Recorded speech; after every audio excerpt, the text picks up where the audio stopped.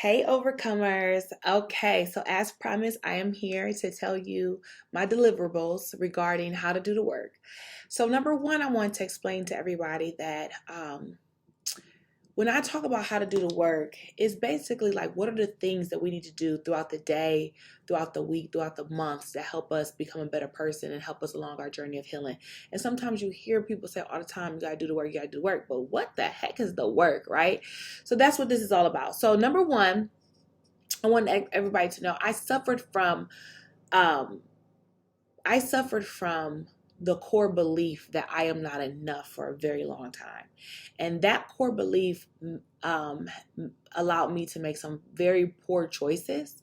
I got in some, as I told everybody, some promiscuous activities very young, toxic relationships, not knowing my value and my worth at a young age, all that spiraling out to, a set of really bad decisions. And I suffered from those decisions greatly. My heart was torn and broken so many times just trying to sow my worth or trying to prove my worth and hustle for my worth. And I did that in various ways. So one way that I did that is by being a perfectionist. And I think sometimes that's always glamorized, like, I'm an overcoming perfectionist, as if that is like not so bad. But the thing about it is, it really is, because I learned that I wanted to perform. I want to minimize all criticism and judgment, all blame. So I want to perform. I want to show up and just be my best. And I'm not really going to be vulnerable. You're not going to really get the real me because I'm performing for you. I will turn into a chameleon. Who do you want me to be? Who do I need to be to win your approval? So again, hustling for my worthiness turned into many different things. So can you imagine if I'm in a relationship with a boy, of course, at this time, because I'm a teenager and a young person, but I'm in a relationship with a boy and now I want his love and affection, and I'll just do pretty much, what do I have to do for you to like me? And so that was just a continuance of behavior for so long. So anyways, the core belief that I am not enough. Okay. I take that core belief and we all have so many. I'm unlovable. I'm unworthy. I'll never be good at anything, or whatever it is. Like, I'm not good at this. I'm not good at that. Whatever is your core belief, we have to learn how to debunk it. We have to take that thing to trial, okay? And that's what I want everybody to do. Take it to trial. Really say, is there evidence to support my thinking? Is there evidence to support it? Ask yourself, is this an assumption that I'm making, and I'm basing all of these choices off of assumption? Have I actually done the work to try to figure it out? Okay, so these are the type of things that we want to think about. So I'm exhausted, y'all. I'm overcoming. I was so tired. But I was like, honestly, when am I really going to do this? Like, Jazz, just push through it. Do the hard things. Okay, so I'm pushing through, y'all. Okay, so anyways. So I was going to send y'all a slide. So first of all, Jazz, how do I even identify that I have some core beliefs that I'm struggling with? Okay, take out your pencil. What you're going to do is an activity. You're going to write 3 things. You're going to fill in a blank, okay? First thing, first 2 or 3 things that come to your mind, definitely first thing. Then you can expand it out to 2 or 3 things, okay? Fill in a blank. I am, okay? I am blank. The second one is you are blank. You are blank. And the third one is the world is blank. The world is blank. So as you look at your responses, if they are negative responses, meaning things like unsafe, unfair, unlovable, things like that, then there is some work. That's a red flag. Okay, I got some work that I need to do surrounding core beliefs. Second thing I was going to tell you guys is, once you identify these core beliefs, and I'm reading off my notes on my computer, and I'm sorry that I'm recording on my computer. It's probably not the best video. My husband probably wouldn't be happy with me doing this on the computer. However, it was the easiest for me with my notes being right here. So Once I have this belief, so let's take the belief that I am not enough. I'm not enough, right? The belief that I had, that I carried for so long. What evidence do I have for this thought? What evidence do I have for this thought? Where's this coming from? And most of our core beliefs are coming from our childhood. So under the age of 7, our brains are just absorbable, right? Like they are just absorbent minds. I don't even know if absorbable is a word. That probably isn't at all, actually. But anyways, we have absorbent minds, right? And we're like a sponge, but we have no filter. Okay, we don't have the ability to think critically about what we're receiving. We don't know that we can question the things that we're receiving. We don't know that we can critically think about them and criticize those things that we're receiving. So if our parents, or if someone that's a parental figure towards us is abusive or mean or have an attitude, or don't have time for us and not showing us attention or love, we will process that. We don't have the adult mind to say, what's wrong with you? Like we would say to anybody else that got attitude, because I don't got nothing to do with you. So you like, I don't know what's wrong with you, because I know you don't got attitude, because I didn't do anything, right? We don't have those type of minds yet. We're still young. So with that being said, we're not able to do that. So if mommy has an attitude, it's because of me. If daddy left, it's because of me. If nobody shows me affection, it's because of me. And we internalize those beliefs. So I'm not enough. I'm unlovable. I'm unworthy, right? And it's because daddy wasn't here. So obviously, daddy never hugged me or kissed me. So obviously, and we internalize these beliefs, and we could continue to repeat these things to ourselves, and they become our core beliefs. But now that I have this core belief, right, that I am not enough, now when I get in a relationship with this boy or this man, now I'm overcompensating. I am doing all these things that I shouldn't be doing, but I'm trying to fight for your attention and your love, because I'm really not enough. And if you really see that I'm not enough, you'll know. If I'm ever really exposed, you'll see it. So I gotta hide, I gotta pretend, I gotta wear a mask, and I gotta hustle. So I do things that I probably wouldn't do if I knew who I was, and I knew that I was enough. I knew that I was loved unconditionally. I knew that I was worthy, right? I would walk into a relationship a totally different way. But because my core belief is something different, now I overcompensate in a relationship. I let you, go days without texting me. Now I'm sitting by my phone waiting. I'm having sex with you. I'm doing things for you. I'm filling up your gas tank. I'm putting phones in my name. I'm messing up my credit, right? So I'm just taking a man for an example, but there's so many other examples. You might not go after that job because you don't feel like you're good enough. You might not go after your passion and your purpose. What we was talking about today, you might not do the hard things. You might told me that BHAG today, that big, hairy, audacious goal. You might set in our breakout rooms, but do you really believe you worthy of going after it? If you don't believe you're worthy of going after it, it's probably because you're holding on to a core belief that you need to put to trial, debunk it, and prove to yourself that it is a lie straight from the pit of hell. And that's what the enemy wants to do. He wants to keep us locked and in bondage. And that's exactly what his goal is, to keep you stuck and in bondage. And he's going to feed your mind with lies. And the lies are those negative core beliefs and those limiting thoughts. It's like this, you guys. An elephant, a big, huge elephant, when brought up in captivity as a little elephant, is tied by a rope, like one regular rope, to like something nailed in the ground. And as it's little, it cannot pull away from that thing. It doesn't have the strength. It doesn't have the know-how. It's incapable because it's little. Just like when you were little, you were incapable of understanding what the people around you were doing. You internalized it, even though you should not have, because it had nothing to do with you. But you have a little person's mind. You have a 7-year-old brain. You don't know how to think critically and to ask questions and to be able to say, this don't have nothing to do with me. So same thing with that elephant. And you guys, because that elephant was trained as a little baby elephant that it cannot break away because it didn't have the strength or the know-how, as that elephant grows up, as that elephant becomes big and weighs tons, do you know that that elephant doesn't even try to break free because that is the belief it has? It has the belief that it cannot break free from this little rope. And now you a big old elephant and you don't even know that you have the ability to break free from the rope. And that's how we look when we hold on to these negative core beliefs.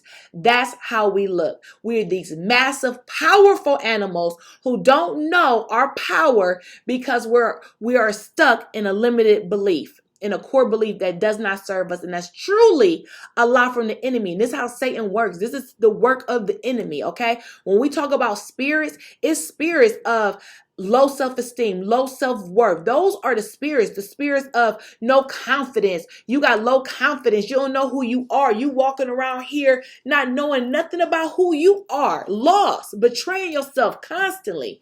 You can't even show up. You're constantly betraying yourself. Okay. I read a study that they did at Dartmouth College, I believe, and the study was it was a social experiment. They put scars, painted real life looking scars on the participants' skin, and they told the participants they will have to go and have these social interactions. So the participants have to go have these social interactions with these big, huge scars on their face. So they participated in it. They knew what it was, and they just had to figure out how people would respond to them because of these scars on their face and whatever. So they paint these scars on their face. They show them the mirror of their scars. They're able to see, wow, that looks very real. Oh my goodness, look at that scar. And they put the mirrors down and they escort them to the door to start the social experiment on the other side. Where people were waiting. They were supposed to have different conversations with the people on the other side of the door. Before they left out, mind you, they don't have any more mirrors. They're standing at the door ready to go into the social experiment. One of the artists comes up to them and says, oh, I'm sorry, let me just touch up your scar just a little bit. I need to just touch it up real quick. It got whatever. I don't know, whatever they told them. So they're thinking that they are just touching up the scar, but they actually remove it. Unbeknownst to them, they actually remove the scar. Do you know those people go into that social experiment, and when they come back to report how it went, they all had negative opinions about how it went. They said people were staring at me. People wouldn't look me in my eye. They were rude to me. It's almost like they ignored me. They didn't want to give me any energy. And it's because they thought they had a scar on their face that they did not have. And that is the core beliefs or the limited beliefs that we have about ourselves. They're not real, but we go in this world pretending or thinking that they are real. We think that we're not worthy. We think that we are not enough. And because we think it, we go into the world and we behave that way. So when somebody does try to talk to us, we say no. I'm not worthy of that. Like, oh my God, he's staring at me, he's looking at me, or oh my goodness, he's really cute. I want to approach him, or I do want that job, or I do want to ask for what I want, but I'm not enough. I shouldn't say nothing. I won't take up space. I just want to put everybody in front of me. I won't say no. I won't say no to anybody. You know, I just always do what everybody asks me to do. I never say no. I have no boundaries. That's how we're going around the world because of our limited thinking, and we have to debunk those thoughts. So like I said earlier, for me, I'm not enough showed up in a lot of relationships. So that's why I'm so passionate. That's like the first thing that my mind goes to, right? Like, you doing all this for this man, right? You act like a whole wife and you only a girlfriend. Better yet, you only somebody he talking to. You're not even a girlfriend, and you are. Now what is you doing? Right? That's how I feel, right? Okay. So the prompts are, what is the evidence for this thought? So am I really not enough? What evidence do I have to prove that I am not enough? What about all the things that show me I am enough? Hold on, my computer just died. Okay, we're still recording. Okay, sorry. What about all the things that show me that I am enough? What about all the friendships I have, all the people who call and support me and check up on me, who celebrate my birthdays, all the gifts I receive, like whatever it is that you need to pull up to show you that you are enough, that's the evidence, right? So then you say, okay, well, why do I believe this? Right? And sometimes you might have to go to therapy to figure out why you believe this, but you can look at your behavior. What behavior am I displaying that's obviously saying that there's something about me that I'm not showing up for, that I'm not loving fully? Okay? The second thing is, could I be making any assumptions here? Like for me, could I make, like, why am I assuming that the only way you're going to like me is if I have sex with you? Why am I assuming that? Okay, so this is me in my teenage years, right? Like I feel like, in order to get love and affection, I have to have sex with you. Because why am I making that assumption? Who told me that lie? Where is that coming from? Why am I assuming that if you want, like even my adult friends now is and whoever is single, it's just like, should I have sex with him? And it's like, why are you assuming that that's something that you should do, in order to keep him to be engaged with you? Where are you getting that assumption from? Did he say that to you? Did he actually say that? Do you really believe that? Is that a hardcore fact, or are you making an assumption? Why are you assuming that why are you not going to apply for that job? What assumption are you making? Why aren't you going to speak up for yourself? What assumption are you making? Why aren't you going to go after your dream? What assumption are you making? Do you have hardcore facts and evidence that you are these things that you are saying to yourself? And the last thing is this thought based on an emotional reaction, or is the evidence in front of me? And I think most of the time we'll find out that it's an emotional reaction. So the statements to figure out, where are my core beliefs stemming from? Or what are some negative core beliefs that I need to work on is I am blank. You are blank. So that's how you feel. So I am, how do I feel about myself, right? Fill in that blank. You are, how do you feel about other people? And the world is, how do you feel about the world, And then and the other way to figure out a limiting belief is if you're stuck. If you just feel stuck, okay, this was so me. This was so me in 2018. When I tell y'all I felt so stuck, like I just didn't, like I knew I had all this in me, but I didn't know what to do, blah, blah, blah, blah, blah. And it was my sister who spoke life into me and telling me, you can do this. You want to do that? You do it. Like, I told her my BHAG. Let me tell y'all my BHAG. My BHAG is to speak and teach all over the world. I want to be a paid speaker. I want people to book me from all around the world, from the north, south, east, and west. I want them to come and find me so that I can come and speak to them. My BHAG is I sell high-ticketed conferences that people love, and they sell out like this, and that people love them. People love my conferences. I'm known for having these amazing conferences. Those are my BHAGs. But I had to get over a lot of limited self-belief that I could not do this, right? And I had to do a lot of work to get to even hosting an Overcome Her event. A lot of negative beliefs that I'm not enough, I don't know enough, how can I teach about these things? I'm still in progress. And I've learned, as y'all know, I will forever be in progress, right? And I've come to a place of just always saying, I am not the map maker. I'm on a journey with y'all. All I know is the little things I'm able to present. So anyways, coming over this negative belief. So if you feel stuck, that's what I was trying to say. If you feel stuck, where do you feel stuck? Okay, what are you feeling stuck? When you're feeling stuck, it's probably because you are moving through life with a negative core belief. If you're stuck in relationships, if you're stuck in finances, if you're stuck in purpose, if you're stuck and you just don't feel like you can move forward, it's probably because you are operating from a lens of a negative belief, a negative core belief, a limiting belief, and things like that. So that is what I was going to tell y'all. So that's pretty much it for what I had. I wanted to talk about debunking core beliefs. Take them to court, y'all, because more than likely they are not true. I love you, ladies. Thank you so much for being who y'all are. Thank you for our community. This is our Overcome Her. This is our Overcome Her. community. And I'm thankful for y'all. Love y'all. See y'all next time.